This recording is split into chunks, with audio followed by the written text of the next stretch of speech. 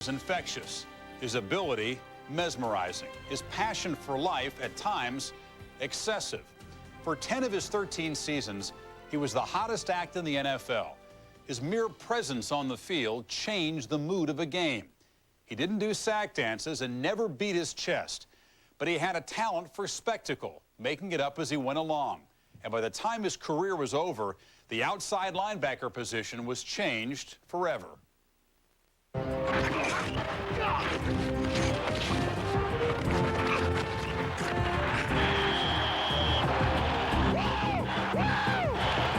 There were times when you saw him play that you thought, wait a minute, the guy can't be that good.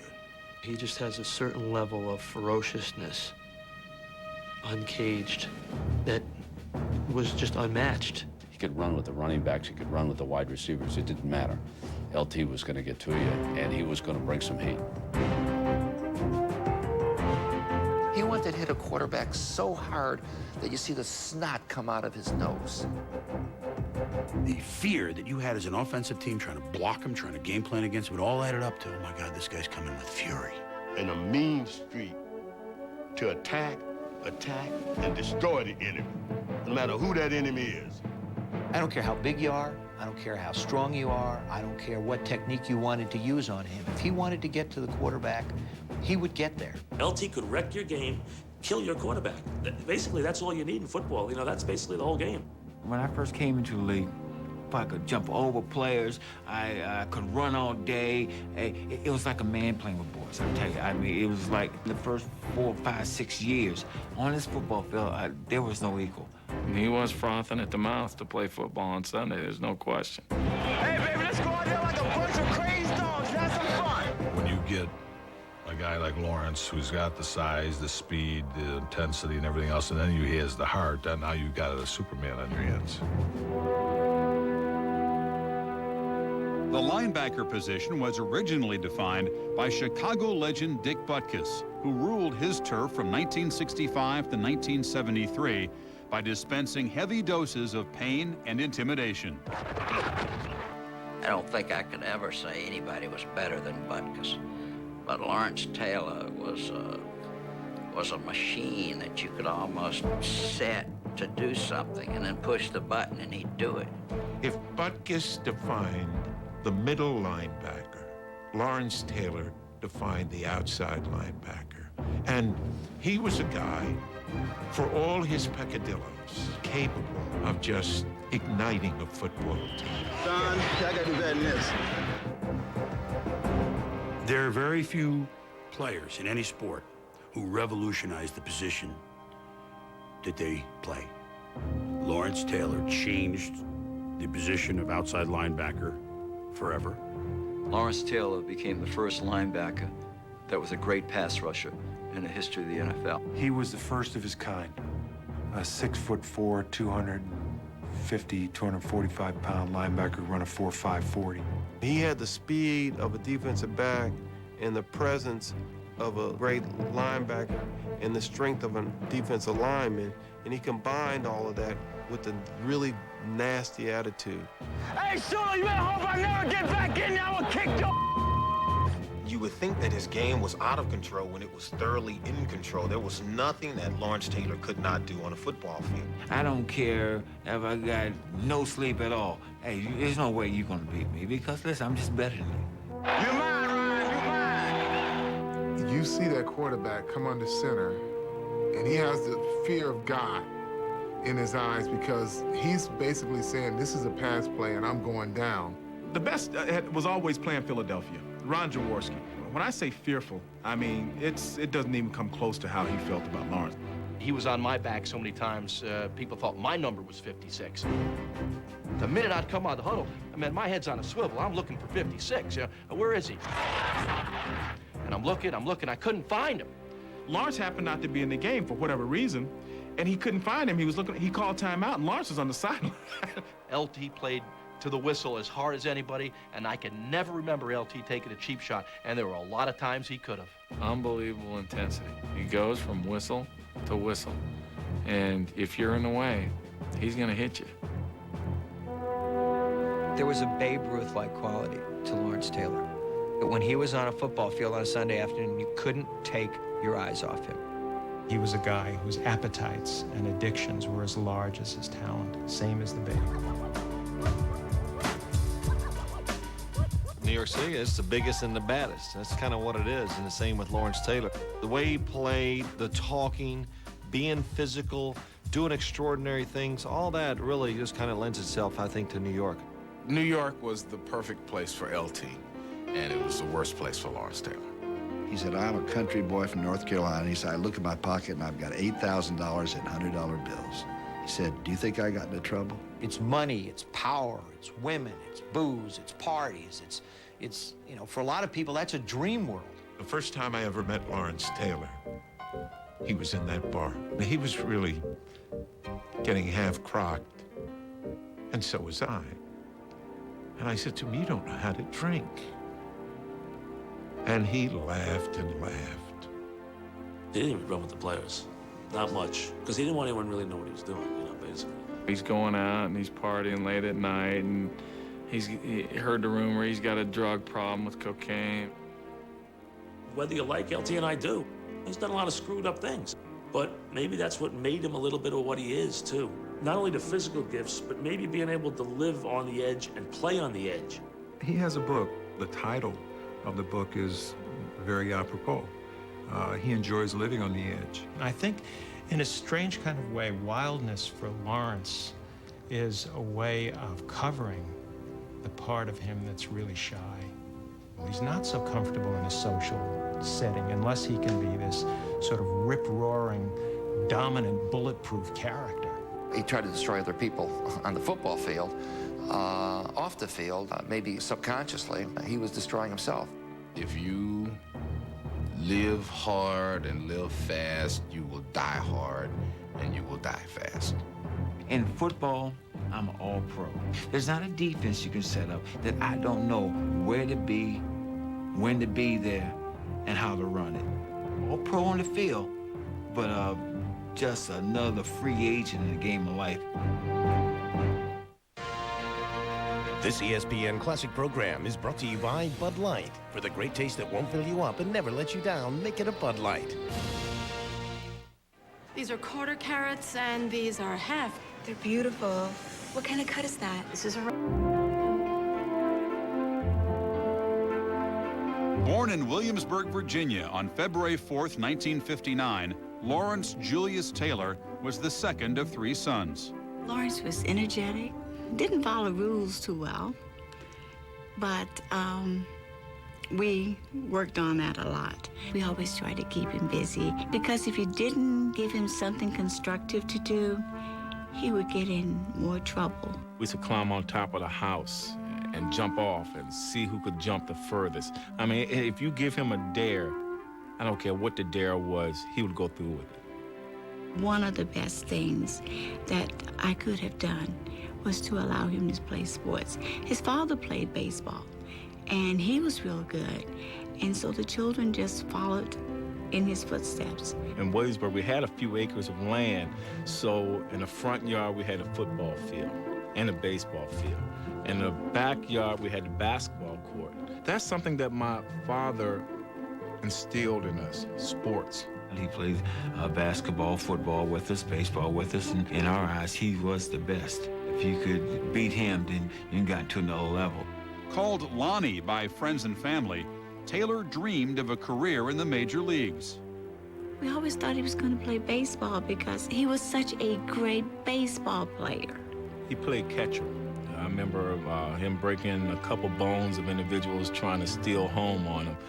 But this guy could throw a person out at second or third, wouldn't even come out of his stance. He ran into a football coach at Lafayette High School who was a combination of Vince Lombardi and the Reverend Jesse Jackson. He was a preacher and a butt kicker. I saw this tall young man, fine-looking young man standing against the wall, and I said, hey, man, come on, play football. He and Coach Jones developed a relationship that you wouldn't believe. It was almost like a father and son relationship. And Coach Jones really got inside of his head and convinced him that he could take his game to another level. He kind of struggled in the beginning, but halfway through his junior year, he started coming around. Now, he was playing against guys that were already, you know, listed as high school All-Americans, and he was killing them. He was killing them. He wasn't heavily recruited because he was a late bloomer, and people really didn't know. They didn't know whether he was the real deal or not, but he was for real. For the longest time, I mean, scouts would overlook him because he was just too small. Because of that, he was allowed to have a relatively normal high school life. There was never a time, even in high school, where he talked about playing at North Carolina. I can vaguely even remember him being recruited from high school. But the one thing that was apparent was that he loved football. Enrolling at the University of North Carolina in 1977, Taylor hooked up with another player with physical skills not unlike his own. Together, they quickly earned a reputation. Steve Streeter was the best athlete I'd ever seen in my life. He could play baseball, basketball, football. He could do it all. He was my roommate. Plus, he was a pretty good chick magnet. So, you know, I used to hang around him a lot. You know, hey, just give me some. It was old school, crazy guys who just, you know, ate glass, drink beer, you know, stuff like that were wild. But we loved playing football. Once he got to Carolina, he was determined that nobody was going to beat him. And that's the way he is. Nobody's going to beat him. There was guys that were heavily recruited and he wasn't. And that's where I think he felt like he had something to prove, and he was a good enough athlete to prove it. But in Taylor's sophomore year, the Tar Heels' new head coach, Dick Crum, moved the 6'3", 228-pounder from outside linebacker to defensive line. He had the size. He's very physical. But he didn't want to be down on his knees. That's not what he came there for. That's not what he wanted to do. Or he wanted to be free where he could make some plays. You know, use his speed, his athletic ability. Whoa! Robinson is decked by Lawrence Taylor, the all-everything linebacker from Carolina. Taylor found his legs upon reinstatement to outside linebacker in his junior year. He had started playing and playing well and getting a lot of recognition. Like most guys like that, to get to be good. You get to thinking you're the big man on campus, that you own the campus, and then you can do whatever you want. He was a tough guy in college. I mean, he had a very tough reputation on and off the field. He probably could and probably did consume about a case of beer and go out. I was just known, don't mess with him, because the boy crazy. He would walk into a party and the place would like empty out. The room would empty out. Why? Because he had a reputation for being a nasty guy. One of the guys, you just mentioned to him, nobody respects you anymore. And Lawrence, like he is, I mean, well, he just goes downtown and into one of the local places that we hang out with. And man, he just starts just tearing up the place. He wasn't a crazy guy like most people say. He just was a guy that demanded respect, you know, for him and for the guys that he played with. Later on, then I found out I could get respected for what I could do on the football field. Once I did that, my football was better. Earning All-American honors as a senior with 16 sacks, Taylor was an exciting prospect to a certain defensive coordinator. I had met him prior to the draft. We had interviewed him. There were a lot of things that caught my eye. He had tremendous athletic talent, a very good acceleration, a burst to the ball. He had tremendous power, tremendous power. I've never seen any defensive player dominate a game. But when they needed a sack, he'd get a sack. When they needed a knockdown of a pass, he'd get a knockdown of a pass. First round selection, Lawrence Taylor, linebacker, North Carolina. Selected number 2 overall by the Giants, Taylor's future gleamed with promise. But shadows appeared 2 days later. His friend, Steve Streeter, who had signed with the Redskins, was in the hospital. I think Lawrence came and told me there's been an accident with Steve. He broke his neck, he was paralyzed. And that drained Lawrence. I mean, Steve was his heart. Lawrence was supposed to go right back to the Giants camp. He stayed with this guy for, I don't know how many days it was, sleeping in the hospital room to make sure that he was okay. That hit me really, really hard. I remember that's one of the worst feelings I've ever felt in my life.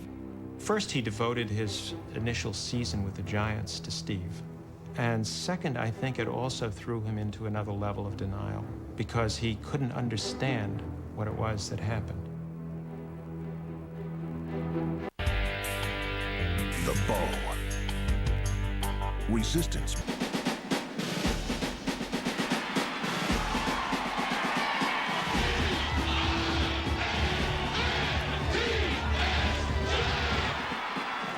The love of the Giants in this area is as deep as anything we have in sports, and that includes the New York Yankees. So someday somebody was going to come along and put them back on top.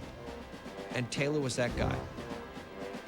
The first play that he went in, his rookie training camp, we knew that this guy was something special.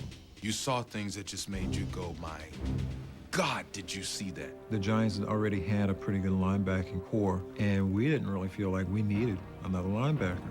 And our minds were changed immediately because we saw the speed, the quickness, the agility, the intensity.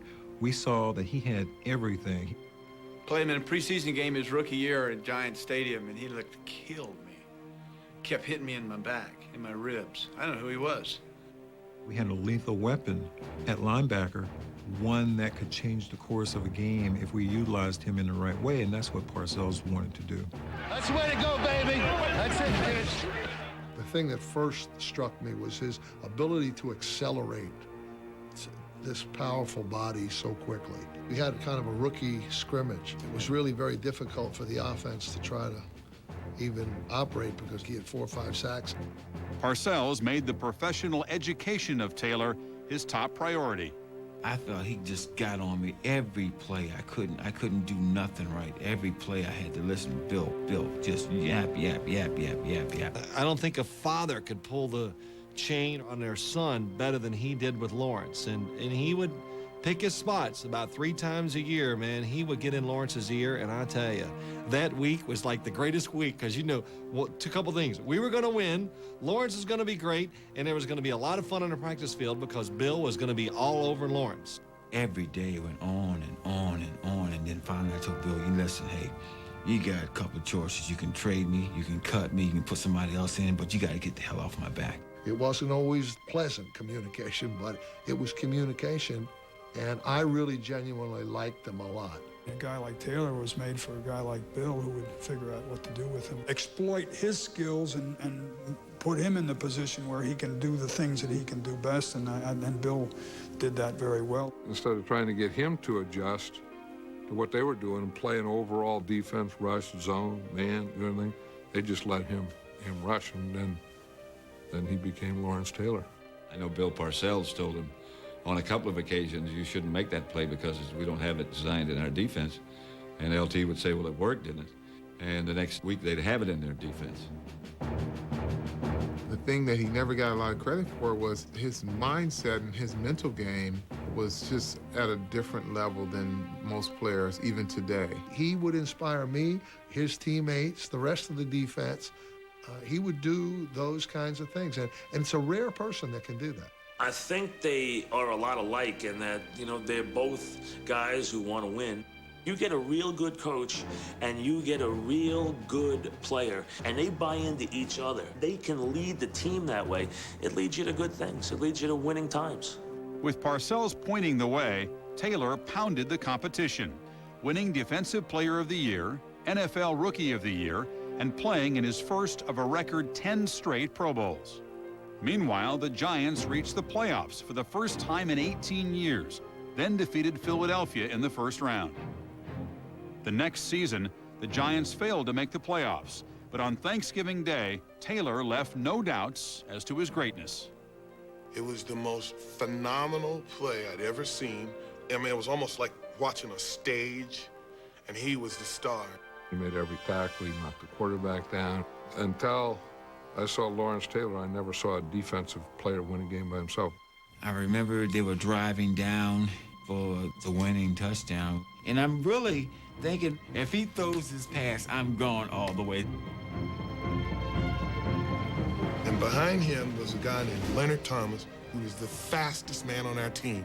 He opened it up by 20 yards and ran for a touchdown.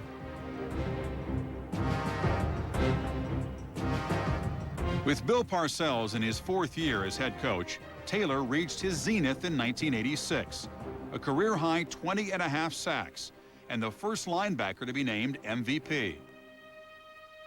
On the way to the Super Bowl, the first test in the playoffs was San Francisco. The first thing you would identify when you broke the huddle was what side LT was going to pass rush on. Nobody wanted to block him. It was one of the great plays he ever made in his career. Right near the half, Jim Burt went in and hit Joe Montana, and Lawrence was in coverage. Montana threw a ball in the flat. It's going to be picked off by Lawrence Taylor.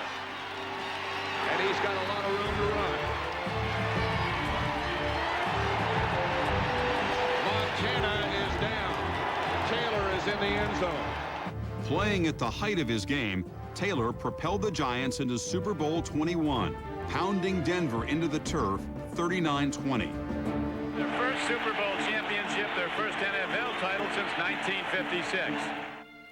The Giants won their first NFL title in 30 years, and Taylor was king of New York.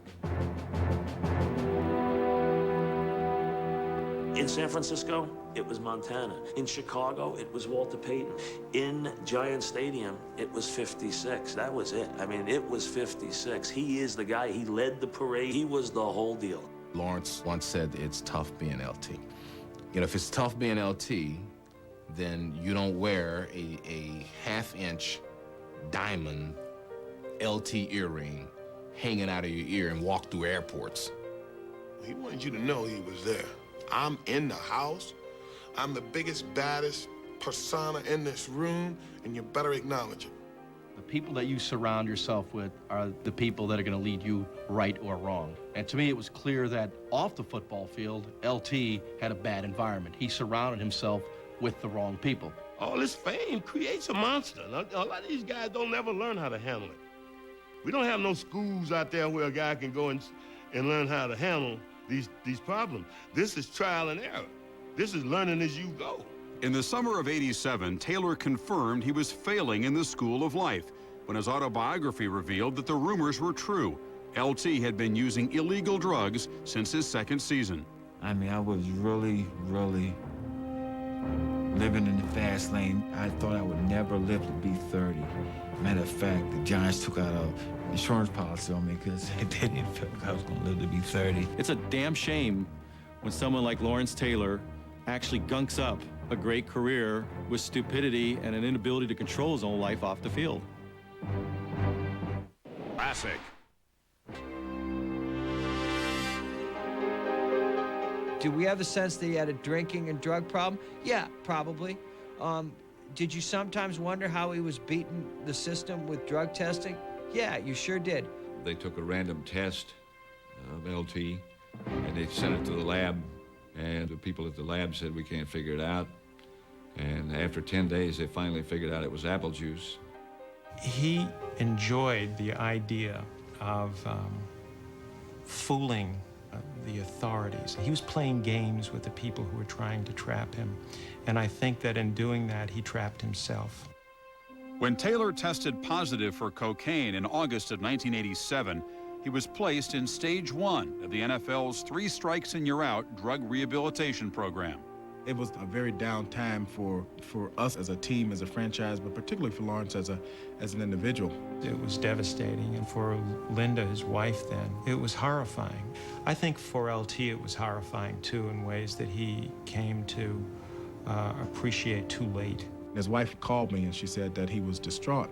And so I went by and I saw the man and his human frailties, and at a very weak moment in his life. One of the reasons that these guys get into trouble, you know, with drugs, women, and fast cars, is because they're constantly pushing the limits of their lives. We want them to do that, you know?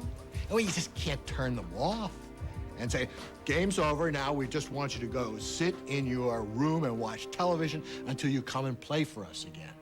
If he could have it all over again, I bet he'd do it the same way.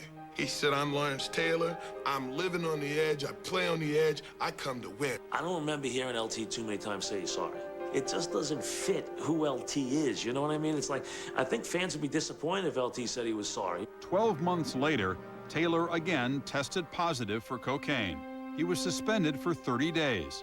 Banishment from the NFL was just one step away. Are you the least bit angry at him? And when you found out about No, I'm not angry. No, I'm not angry. Bill, how would you describe how you're feeling now? I feel like a coach that's trying to get his team ready to play the Washington Redskins. I don't feel any different. I don't think Parcells had any idea of the extent to what the late nights were like, and guess what? I think he didn't want to know. And if I were Lawrence's coach, I probably wouldn't have wanted to know either. Sometimes he had to bend the rules on Lawrence's behalf, and that's understandable, and everybody knew that and accepted it. LT was no angel, and he had his own demons. We all know that. They're well chronicled.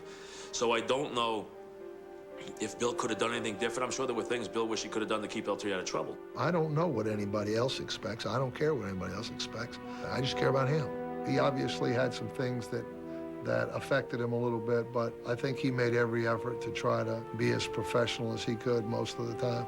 As an athlete, sometimes we become sheltered and we don't use our heads the way we should in the game of life. To say that Lawrence Taylor is a bad person, those are the words of an idiot, or a person who is speaking from ignorance, somebody who doesn't know the man. He's a good person, he's a good man, he's a good guy who is a drug addict. LT, you know, through the main part of his career, really was able to dance almost every dance. So it didn't keep him off the field, and it didn't keep him from doing what he did for the most part. There were a couple of moments here and there, but for the most part, he was out there playing every game. In a game against New Orleans in November of 1988, Taylor gave what many believe was his most heroic performance. He wore a harness during the course of the game, and he was in excruciating pain, and his shoulder was dislocated. His arm was basically hanging by his side. You could see him trembling with pain on the sidelines. He won the game all by himself. He pressured the quarterback relentlessly. He made tackle after tackle behind the line of scrimmage. It was the greatest performance I had ever seen by any athlete, bar none. It was just one of those situations where I felt that regardless of what I was going through, what kind of pain I was in, or what my body condition, I was the best athlete on the field. And I wanted to show people I'm still the best athlete on that football field. Taylor's 3 sacks and 2 forced fumbles were the difference in the Giants' 13-12 win over the Saints. But it would take 2 more seasons before the Taylor-Parcells partnership would reach a second Super Bowl. No good. Wide right. An amazing year for the Giants. They have just enough to beat Buffalo. Less than 5 months after beating Buffalo in Super Bowl 25, Parcells stepped down as coach, leaving Taylor alone at 32 to walk through the twilight of his career. When your abilities start to fail, it kind of scares you because you're not quite as fast as you used to be. You're not quite as strong as you used to be. As I got older and the opponents got bigger and stronger, and they started bringing more and more of them, it became difficult trying to go against these younger players just as strong as you are or stronger. You know, I always told them, listen, when they come out of the huddle and you don't want to hit them anymore, give the game up. I mean, there's no shame in that. It's just time to move on. I found myself standing around the pile now. Listen, if he's already down, okay, hey, I ain't jumping in there. I lost the will to hit. Once you lose the will to hit, it's time to get out of the game.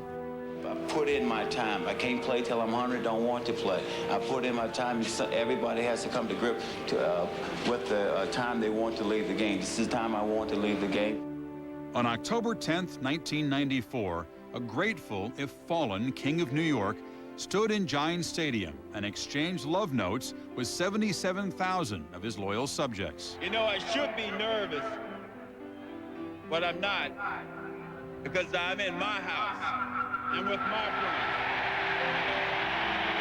friends. Without you guys, there wouldn't have been a Lawrence Taylor, but there wouldn't have been an LT.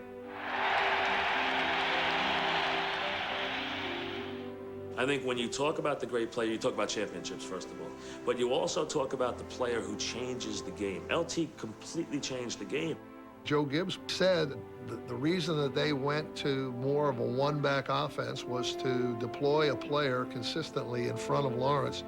He did force innovation, and in that respect, he did change the game.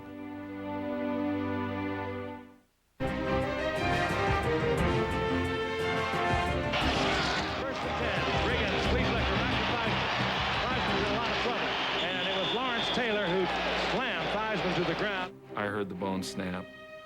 LT heard it. Everybody on the field heard it. I'll never forget that as long as I live. Just like taking a big turkey bone and just snapping it. I've never watched a play. I've never seen it. Never, ever seen it. Will not watch it. I'll leave the room before I watch it. On November 18th, 1985, I'm the starting quarterback of the Washington Redskins at 9 o'clock at night. At about 10:30, I'm a hospital patient that doesn't have a future in football anymore. That's a pretty abrupt ending to a career. And he's the man that did it. Lawrence is about to just have a fit here. He's screaming at both benches, bring someone out here, he's hurt, oh my God, he's hurt. He knew Joe Theismann was hurt badly, and he was concerned about his well-being, and that's the kind of guy he is. Football is a game. It's life, but it is a game, and no one wants to see anybody get hurt playing it. I don't want to see nobody get hurt. I said, the accident, the injury that happened to me, I said, I know how it changed my life. How did it change yours? And he said, it taught me that no matter how great you are in this game, it can be gone like that. When the lights went down on LT's career, he was left with only the echoes of his greatness and a future through which he would wander alone and uncertain. Bill Sims once said football was always real easy for Lawrence. It was life that turned out to be hard. Retirement is tough. To get out of a business or a job you've been doing your whole life, and really that's all you know. That's what you're an expert in. You know nothing really about anything else. One person described leaving a professional sports career like experiencing a death in your family. And I think a lot of the separation, pain, adjustment, depression that you deal with is very similar. I think it's a very, very tough transition. And of course, Lawrence, being who he is, high profile and all the things that go with it, makes that transition even tougher.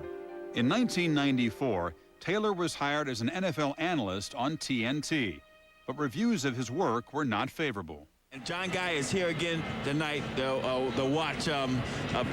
watch Derek. In the spring of 1995, Taylor wrestled professionally for a $500,000 payday against somebody named Bam Bam Bigelow. Lawrence Taylor, very much an underdog in this matchup.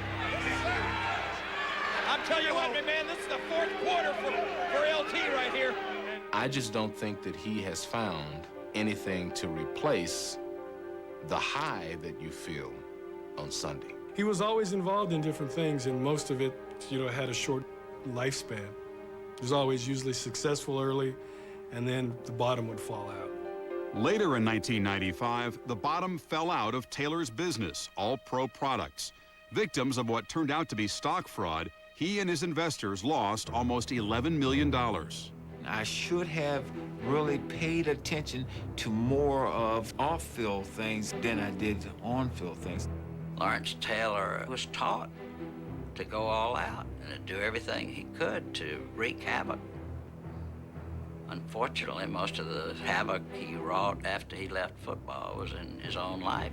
I think that almost every fan can call up 4 or 5 incidences where you've heard Lawrence's name attached to something negative. After his financial troubles, the downward spiral in which Taylor was caught grew tighter, steeper, and darker. In 1996, he was arrested for allegedly buying crack cocaine from an undercover agent. In '97, he pled guilty to filing a false federal tax return. And in 1998, he was arrested 3 times, once for failing to pay child support and twice on drug-related charges. The former NFL star was arrested earlier this morning in Florida and charged with possession of crack cocaine after buying it from an undercover police officer. I was set up like a mother sucker, and I tell you what, Because we spoke with an informant who said he smoked with you. Look, I'm tell you what, if you see an informant that smoked with me, you bring him out and I'll kiss his black ass or white ass, whatever ass he got. There's no paranoia like the paranoia of an addict. He has theories for everything, why it's always somebody else's fault. They did it to me. It's the little green people on the moon. It's the league. It's the police. Why can't you just stop it? You know, why can't you? You know it's bad for you. You know it's not doing your reputation any good, and it's not doing you any good. It's going to eventually kill you. You know that. Why can't you just put it down and stop it? I think he recognized at that point that he had a real problem. And like a lot of other people who are substance abusers, didn't really know what to do about it.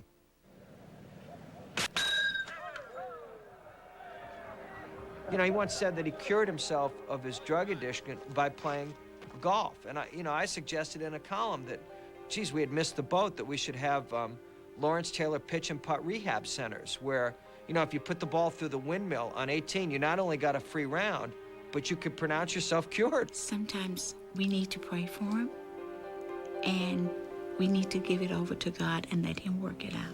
I think Lawrence Taylor is a super person. I just think that 15 minutes of fame, it can destroy anybody. What the deal on the really real? Just left the crib zone steady, ready for the field. That's off the top, get. It's hard to say that he was right or wrong. I mean, he lived off the field like he lived on the field, and that was Lawrence Taylor, and that's what made Lawrence Taylor on and off the field. Everybody has their problems, and I'm sure that, you know, he's not happy about the things that happened to him and the things that are being said about him, but he's been a pretty resilient guy, and I'm sure he'll come back. When we return to SportsCentury, Lawrence Taylor is the center of a moral argument. Should his off-the-field problems keep him out of the Hall of Fame? Here's the inductees to the Pro Football Hall of Fame today, and among those chosen and the only controversial choice in the group was former New York Giant linebacker Lawrence Taylor. Off the field, LT has been anything but a model citizen. But should that matter? That whole talk about the Hall of Fame, does he deserve? Of course he deserved to be. There was never any question. All you got to do is get out a tape of any game, get his worst game out, and look at it. Off the field, he's not a Hall of Famer, and that, with me, holds a lot of water because drugs is the ruination of this country. On the one hand, there's no question that what Lawrence Taylor did on a football field, he deserves to be in the Hall of Fame. On the other hand, I have 4 children of my own, and I know the impact that professional athletes can have, for good or for evil, on young people. But the Hall of Fame is not the Boy Scouts of America. It's about what you do on a football field. There was absolutely no doubt in my mind that Lawrence Taylor should have been a unanimous selection to the Hall of Fame. Unanimous. And anyone that didn't vote for him for his ability on the field had to be a flat-out moron, because that guy did more for the game from the defensive side of the ball than any player in the history of the NFL. There is no player in the Hall of Fame that has done any more than I have. I mean, I'm at home. That's where I'm supposed to be. On August 7th, 1999, Taylor was inducted into the Pro Football Hall of Fame. His 17-year-old son, Lawrence Jr., introduced him. Today is the day we put my father into the place where the legends live, the Pro Football Hall of Fame.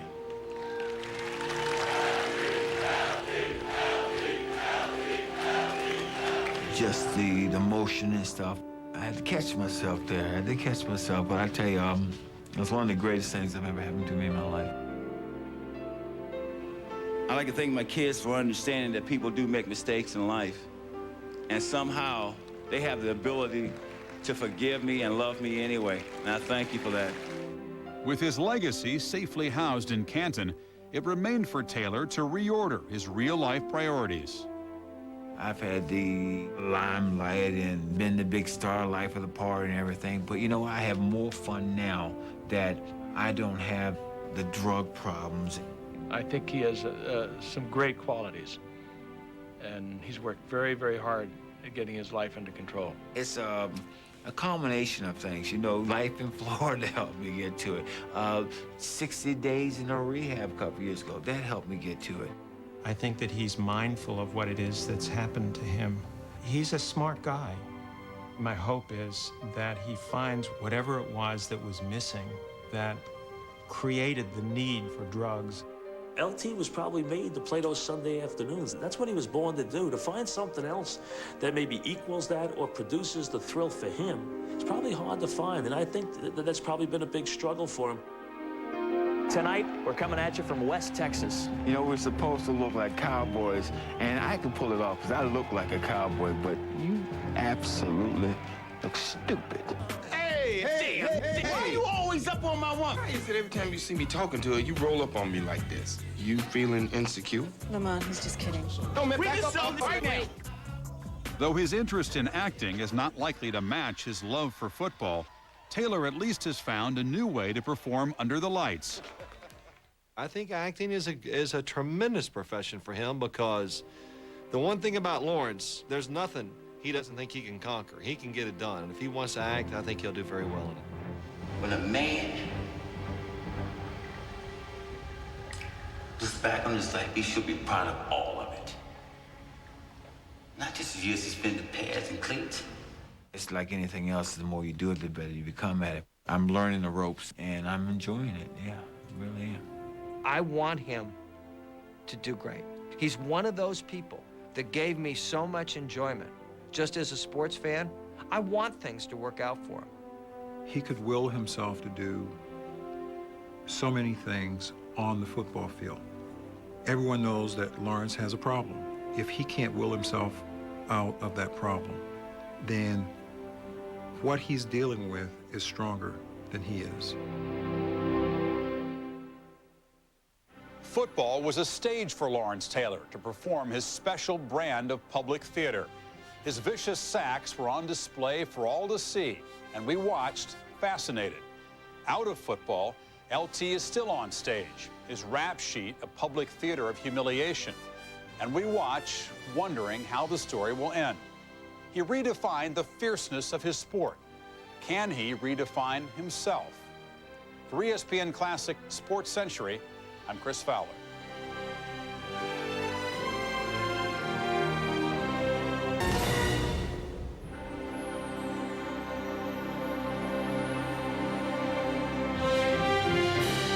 Johnny Unitas was all that America asked of a man in the 1950s. He was that skinny, crew-cut, no-cry, stand-up guy.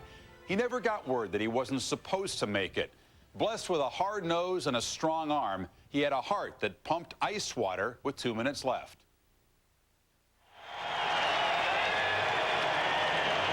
Number 19, Johnny Unitas.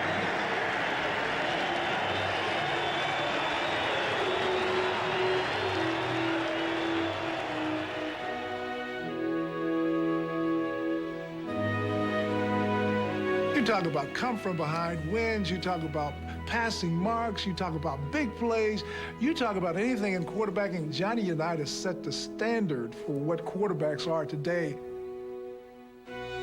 There was something magic about it. There was something dramatic. When he walked out on the field with his high-top black shoes, he had nothing but confidence flowing off him. He thought he could do anything, any place, anytime, take the team right down the field, and even when he won, he was unhappy. That's how competitive he was. He had a swagger about him, and with the swagger came a kind of had a little smirk on the corner, and kind of as if to say, don't ever tell me that I'm not better than you are. Sometimes you can tell by the way a quarterback sounds that he doesn't like the play or he's not sure of the play. You never got that feeling with him. He always displayed the idea that what I'm going to do is going to hurt you. I'll never forget the pregame settings. He always said exactly the same thing. Talk's cheap. I would try to do something to rattle him with conversation or something. And it was the most interesting thing.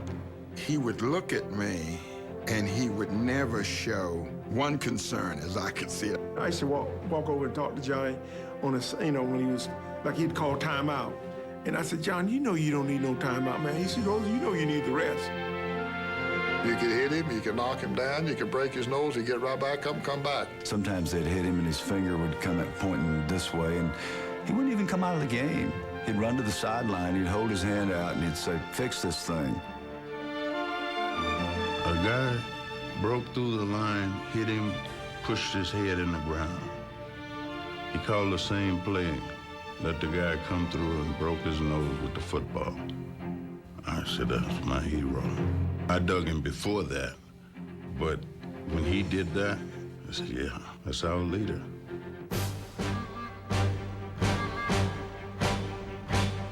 A 1960 game in Wrigley Field with Chicago. They put tremendous pressure on him. He was bleeding from the nose and above the eye.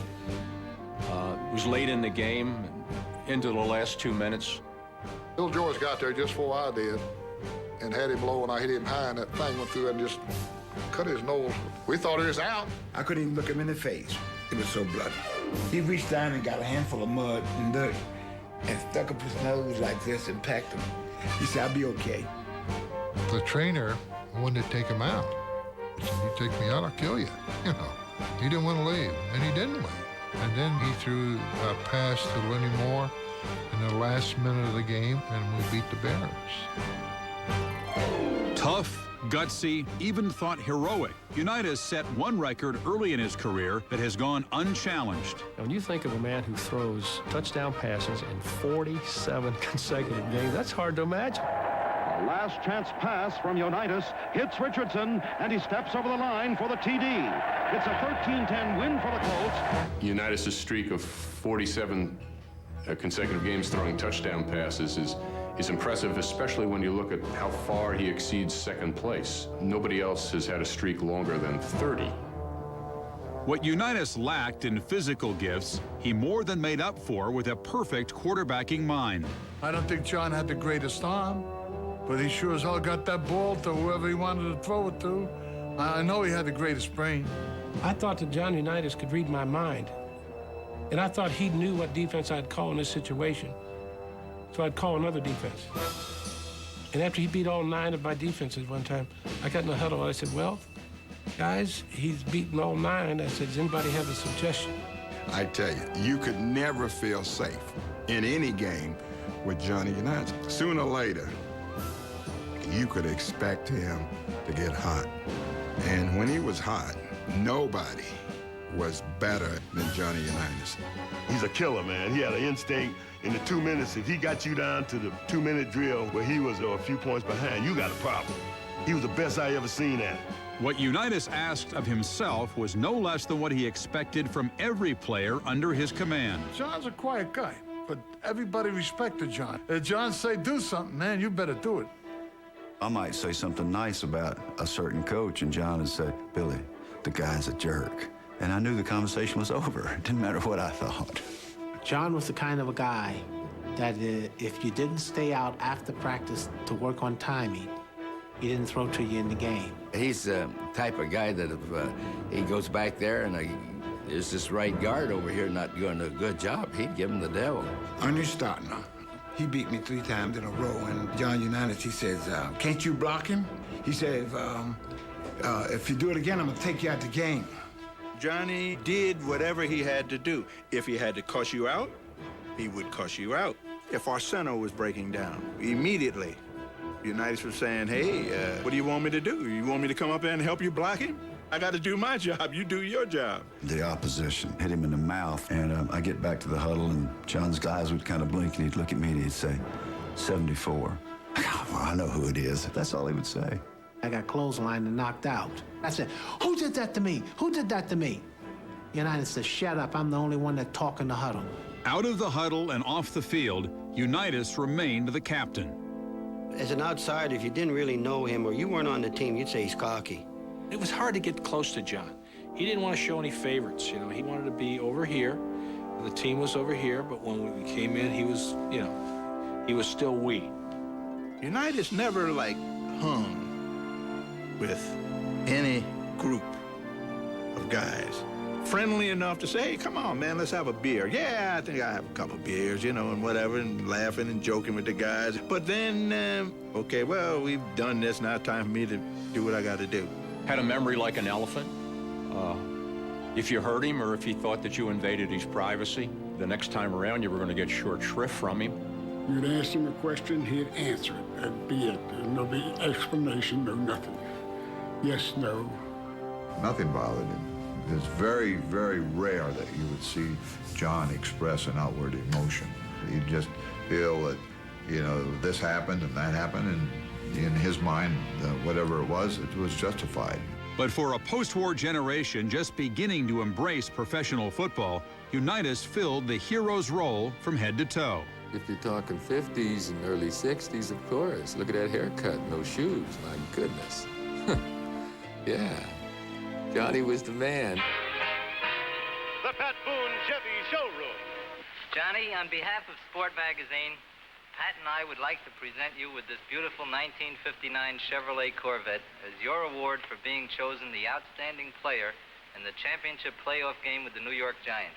Thank you very much, Ed. But John never really could understand why America was making such a fuss over him. He wasn't thinking of how many television appearances he was going to make. I think John was a football player, period. There was nothing fancy about Johnny Unitas. He was gritty, and grittiness was very much admired. Just as Martin Luther King and Elvis Presley were giants of the decade, Unitas was a giant of the decade. He converted a nation from what was basically a baseball country to a football country. Not overnight, but he started that change. As identifiable as the Johnny Unitas image was in the NFL, there was a time when he was the quarterback nobody wanted.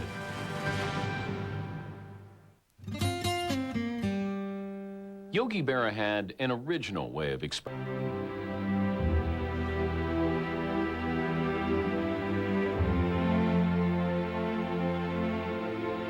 The city of Pittsburgh has a lot to do with Johnny Unitas and the fiber of the person that he is, and that he was as a football player.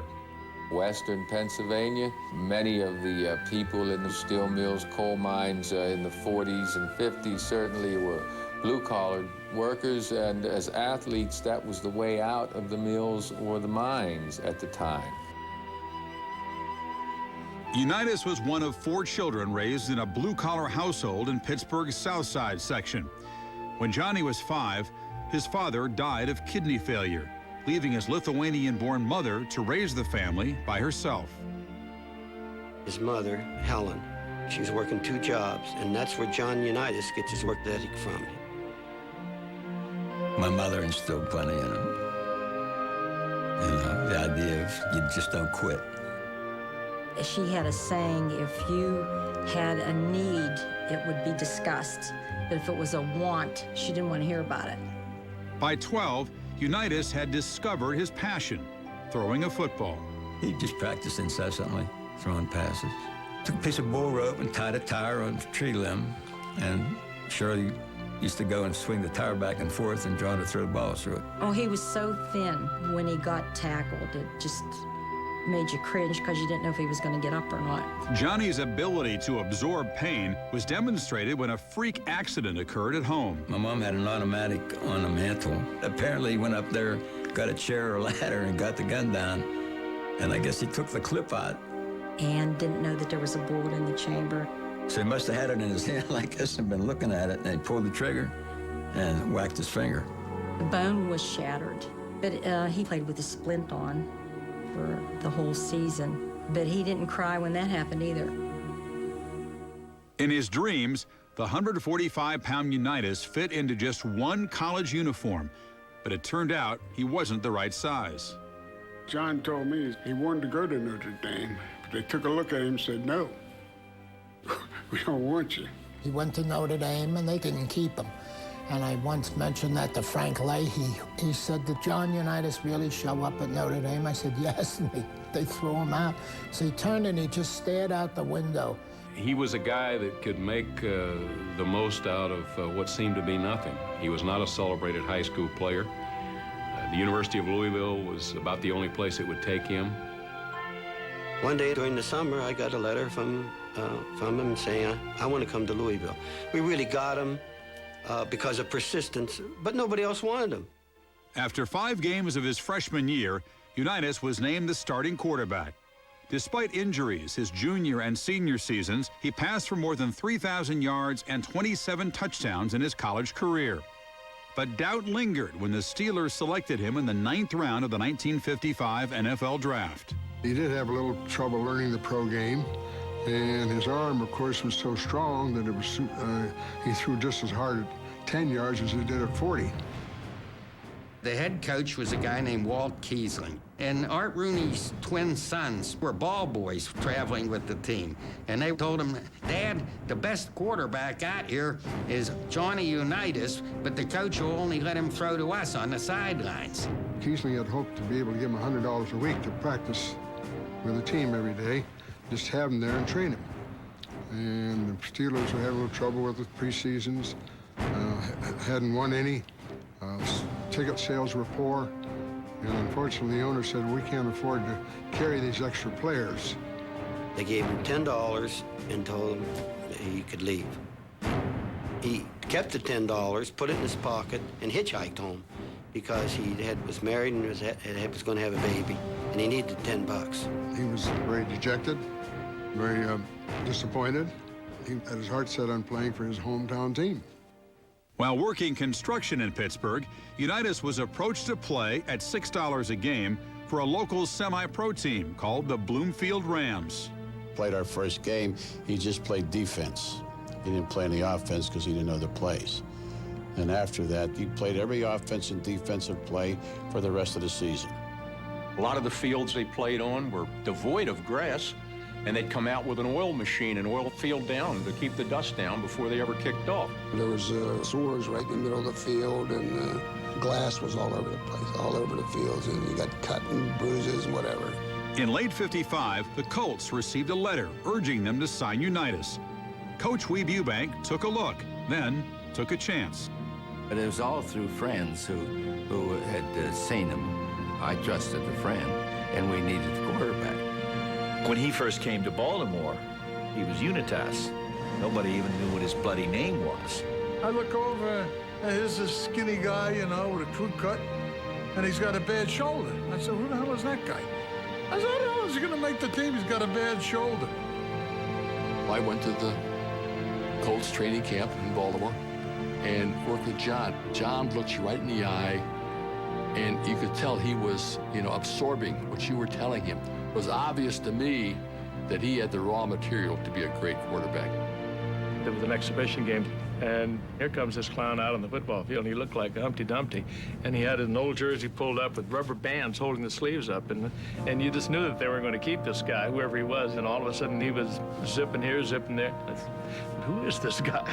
In the 4th game of the '56 season, Unitas was called into action when starting quarterback George Shaw suffered an injury against the Chicago Bears. His debut was a disaster. When Shaw went down, we were all very, very concerned.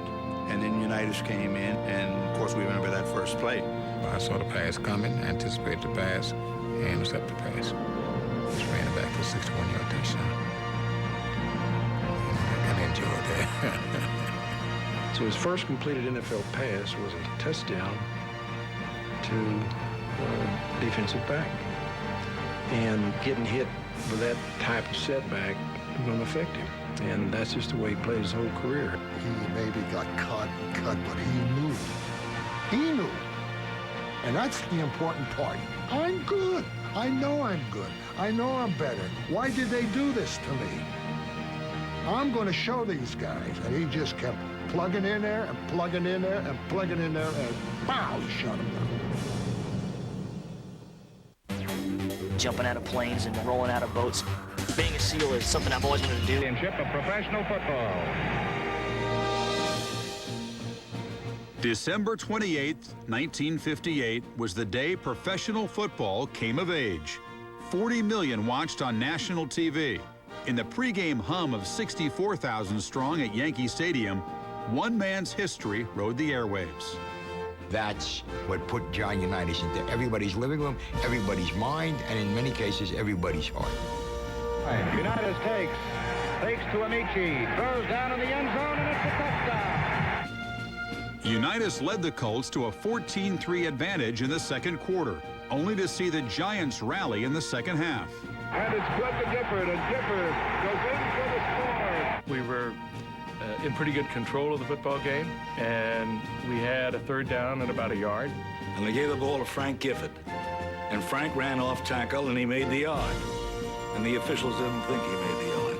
I knew we were behind the line of scrimmage, and Gifford starts on. I made that first down. I said, why don't you shut up and get back in the huddle? And then they're hollering at their coach, Jim Lee Howell, go for it, you know? And he said, no, punt the ball. With 2 minutes remaining, Unitas and the Colts took over at their 14. John always had that air about him that, you know, somehow, some way, he's going to do it. He's going to win this ball game.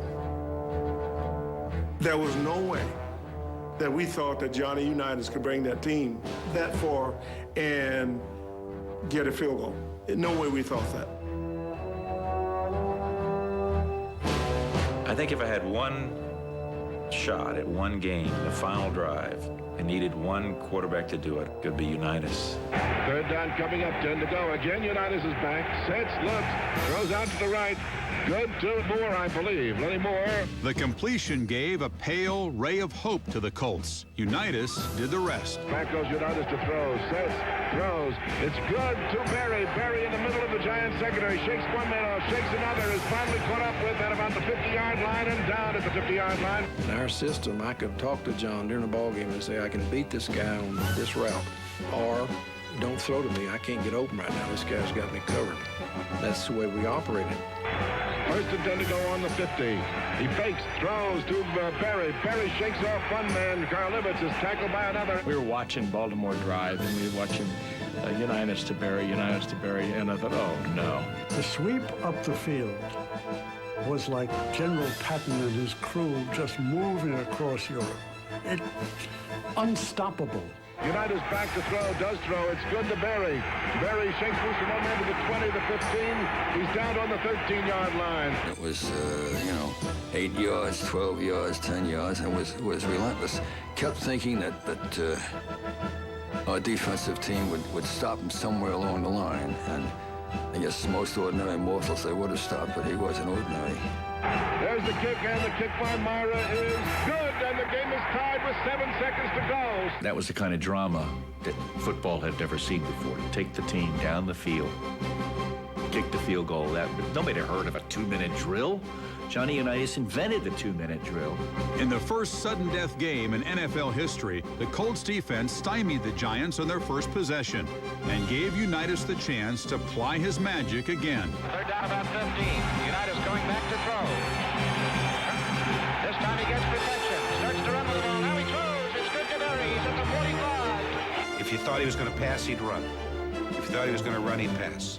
We, Eubank on the sidelines, had no clue what Johnny was going to do. He'd send in a play and they need to ignore it. Just this time, gives to Amici, finds a big hole in the center. Amici rams his way forward, deep in a payoff territory. There have probably been as gifted players, as gifted quarterbacks, but nobody was so totally unpredictable as John Unitas. See, the great thing about the ending of the game was the courage of the Colts. And they're throwing the ball all the way to bing, bang, bing, bing, and they get in close where you could kick an easy field goal. We're going in to score. He passes. Crutchler got that ball and went out of bounds. We didn't go for the field goal. And I think confidence is a key word. At that stage of the game, there wasn't any question about our confidence in Unitas to put the ball in the end zone. Them newspaper men said, what's wrong with you? And when they asked me, I said, ask Unitas. Because he's the one who called it. He said later that if you know what you're doing, you're not really taking a chance. And he didn't mean that in a braggadocio manner at all. But it's just he had a quiet confidence. Unitas gives to Amici. The Colts are the world champions. Amici scores. The Colts won the title 23-17.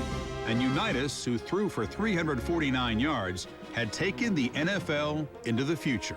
I don't know of any single game in any sport that had as much effect on the future of that league as that game did on the National Football League. After that game, in the coming years, people said, oh, I gotta watch pro football. Now Sundays will be special because TV captured not only what was at the stadium, it almost made it a bigger drama than even if you were at the park. A year later, the Colts and Giants met again for the NFL title, this time in Baltimore's Memorial Stadium. Unitas is back. Unitas throws, completed to Moore. He's at the 40, the 35. Moore goes for a touchdown. Throwing for 264 yards and 2 touchdowns in another peerless performance, Unitas gave Baltimore another reason to love him. When we won the second World Championship in '59, it wasn't crazy. You know, I mean, it was nice, but we've been here before. You know, this is the second go-round. If winning was losing its luster for some of the Colts, they and their leader were gaining fans by the millions, coast to coast. You talk about America's team, and everybody says Dallas. Bull. Baltimore Colts were America's team. We had fans all over the country because of one guy, John Unitas. What is it, music? Yeah, it's a Colts marching song. It's very tasteful, very tasteful. There was a real love affair between Unitas and the people of Baltimore. It was a time when, in the late 50s and early 60s, in a town such as Baltimore, you would see the Colts around town. You would see them at the supermarket or buying clothes or at the drugstore, and you felt like they really represented you. They were one of you. Unitas gave the city of Baltimore quite a bit of pride in itself. Every kid on the playground wore high-top shoes and crew cuts. I would say John was certainly the biggest icon that Baltimore has ever had.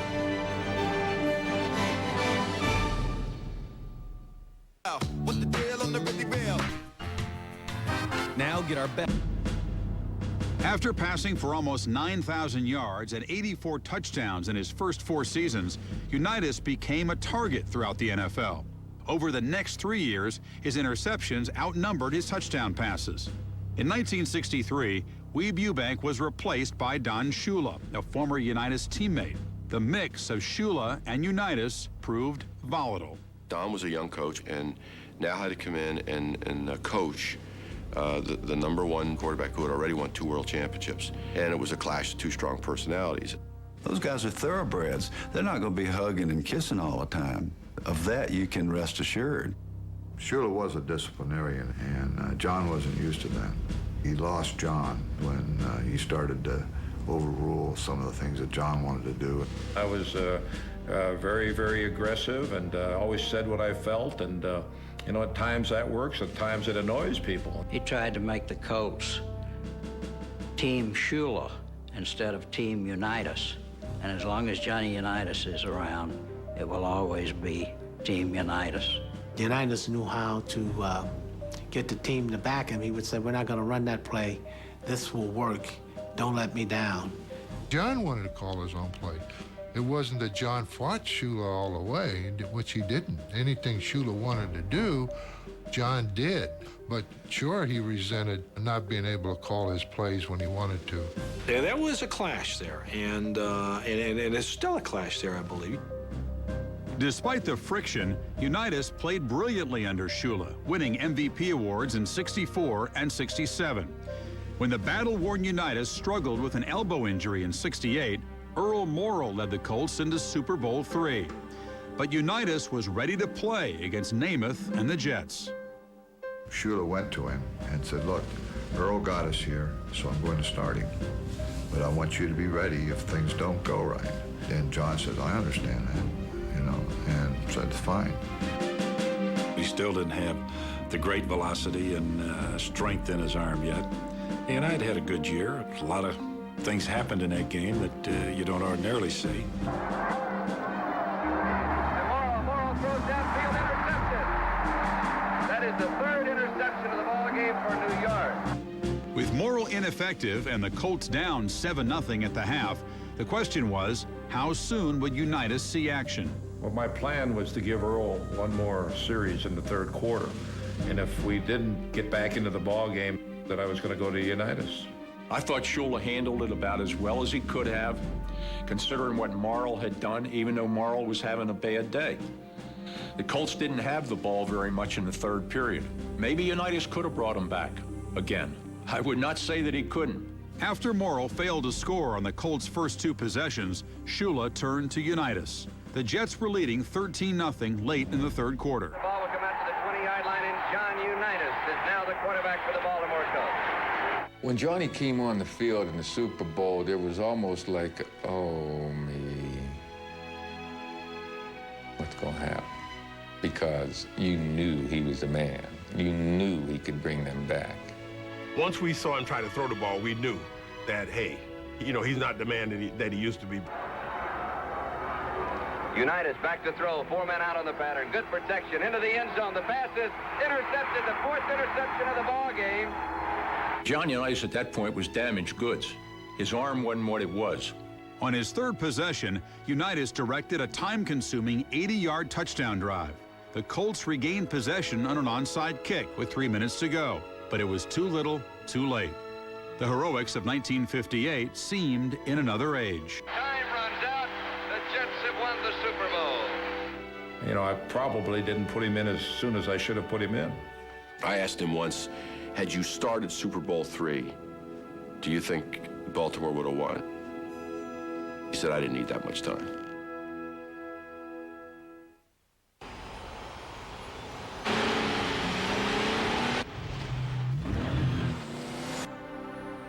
I'll never forget a Monday night game. We're playing the Green Bay Packers, and we ran a reverse for about 50 yards, and we got a holding penalty. So we're back in the huddle saying, who was holding on the thing? It's John Unitas. He ran over and grabbed a guy, jerked him on the ground. He was a football player first and a quarterback second. When we return, an aging, battle-scarred Johnny Unitas has a hard time letting go. But when he finally does retire, he finds life outside of the huddle can be more complicated than the 2-minute drill.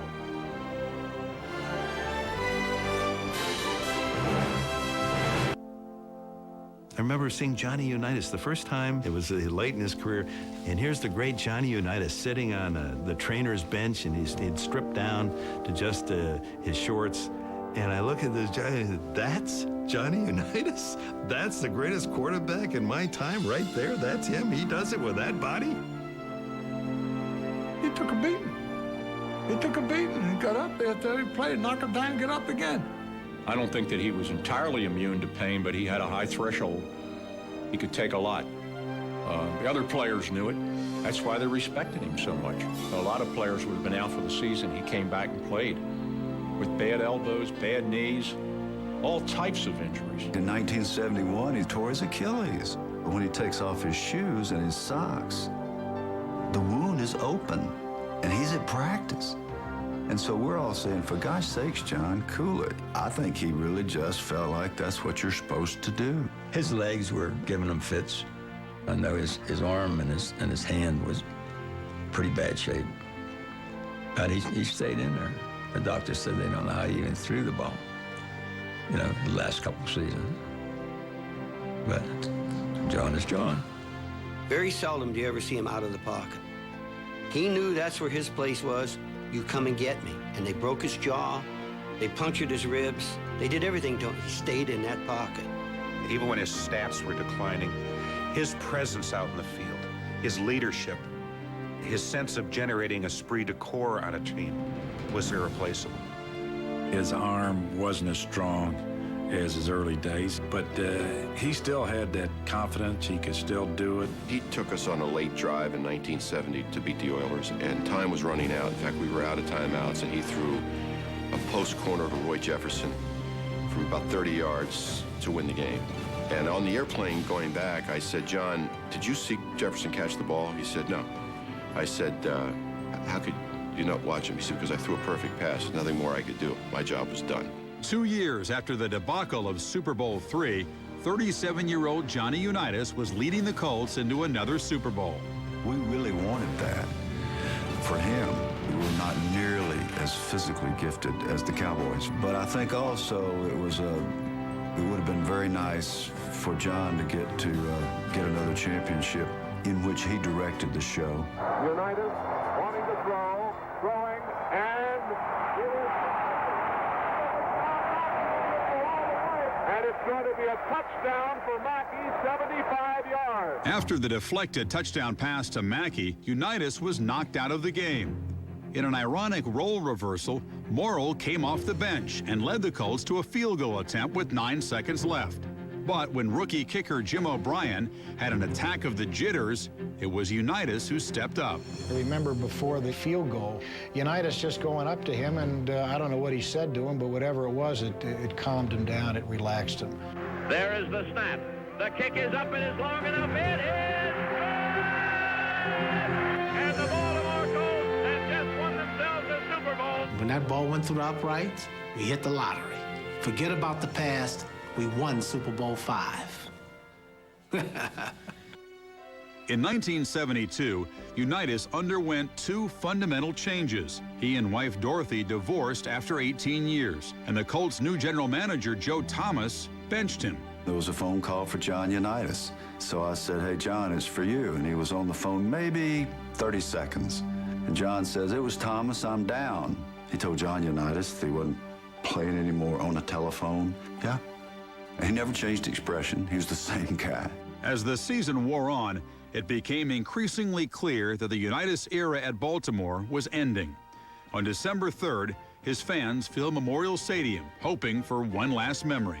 I was the starting quarterback, and everybody was there because it was the last home game, the last opportunity to see John play. And I ran into the end zone and got hit on the hip. As I came to the sideline, John Sandusky said, listen, everybody wants John to go into the game, but he's not going to go in. And Sandusky talked to John, and they both looked down at me. I pointed to my hip, and John stood up, and the crescendo started to build. And it got louder and louder. The place was just alive all of a sudden, and the ball got turned over, and John, with that familiar gait, ambled onto the field. His first pass is a pass to Eddie Hinton. Eddie Hinton grabbed that ball and just ran like he's never run before in his life. And as Eddie Hinton is crossing that goal line, this plane comes around and Unitas we stand. And that place went absolutely crazy. A great tribute to John Unitas, and it showed John the appreciation of all the fans that he had here. In January of 1973, 39-year-old Unitas was sold to San Diego, where a starting job and a $250,000 salary awaited. The Baltimore Colts have traded me. They've made a situation almost impossible for me to come back and work for them. I would still like to play football. I think I can be of help to someone for another 2 years. He'd never gotten so much money to play. Gene Klein, the owner of the team, wanted him on the team because of his name and his reputation. He wanted to raise the consciousness of the guys on the team. Just before John signed, he looked up. He said, are you sure you want me to sign this? I think that would have been a pretty good time to decide that the Chargers weren't getting the John Unitas of other years. I remember seeing him in that San Diego helmet with the lightning bolts, and I mean, that was like seeing some ballet dancer wearing, an ice hockey uniform. It made no sense whatsoever. I think you only had to go like one series of downs into that season to decide that John Unitas was misplaced. On his first play, he took the ball, took a couple steps, and just tumbled over backwards. He didn't have the arm any longer. He just didn't have it. He was at the end of a very long, obviously a great career. As the Chargers stumbled to a 2-11-1 record, an unprotected Unitas played 5 games, completing less than half of his passes. After the season, NFL Commissioner Pete Rozelle fined 8 Chargers and placed them on probation in a drug crackdown. Johnny hated every moment on that team. He was on a team that was unlike probably any team he's ever been on from a character standpoint. Too many of the guys were on steroids. Too many of them were taking amphetamines. Too many of them were doing marijuana. We were pretty much in disarray as an organization. I remember one day he said, boy, it smells like somebody smoking rope down that hallway, and I didn't know what he was talking about. Johnny Unitas was one of the nicest men and square shooters that you ever wanna know, man. Stood out like a sore thumb. I know he was happy to get out of there, and I think if he looked back on it now, he'd probably say, hey, I wish I'd have stayed here and retired. San Diego wasn't a good, decision for him, but that cannot take away the memories I have of Johnny Unitas. Jumping out of planes and throws completed to Moore. He's at the 40, the 35. Moore goes for a touchdown. Unitas barks the signal. Unitas back to throw. Looks for a receiver. Throws one. It's completed to Richardson, and Richardson scores.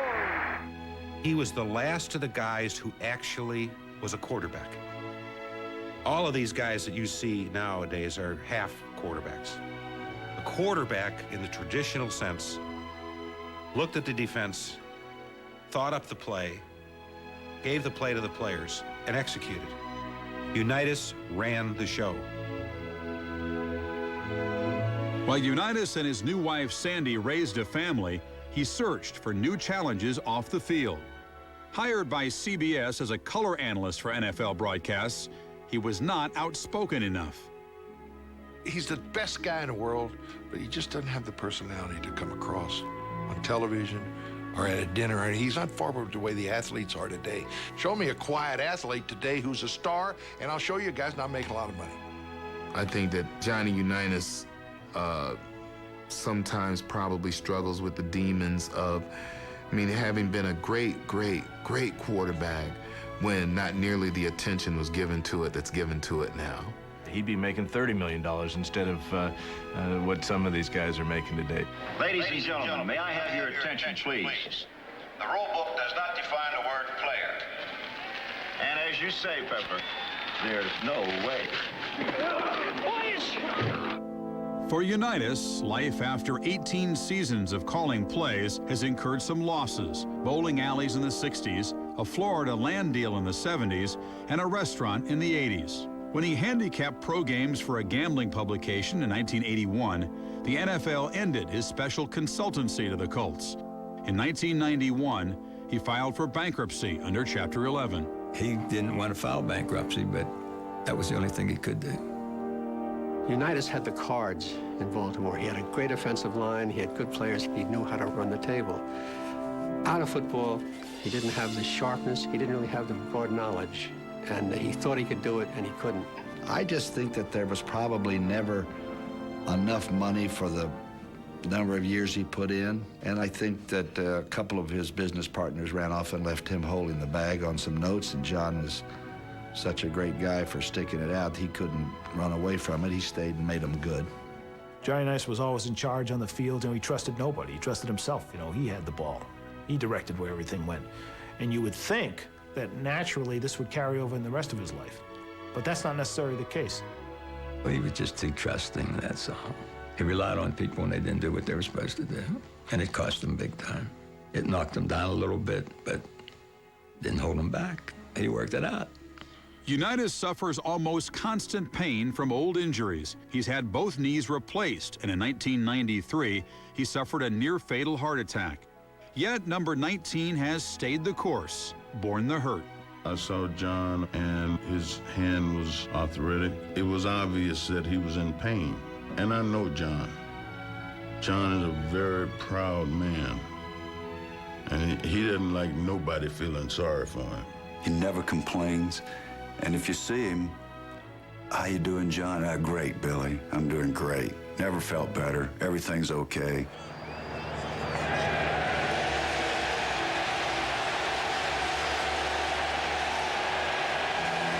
John's just very quiet, is reserved, doesn't like to be high profile, just does his own thing. He's not one for too much BS, or none at all. Here's a guy who, maybe off the football field, is of average intelligence, average schooling, all of that, but put him on a football field and he becomes a genius. He never changed who he was. He never became or tried to become something he wasn't. He was an incredibly gifted football player, but he was a regular guy.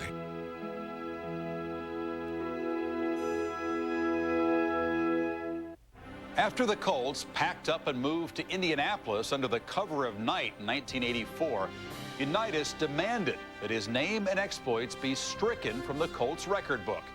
Nothing personal, but he never played in Indianapolis. Simple, yes. Honest, almost painfully so. But this is number 19. What you see is what you get. For ESPN Classic Sports Century, I'm Chris Fowler.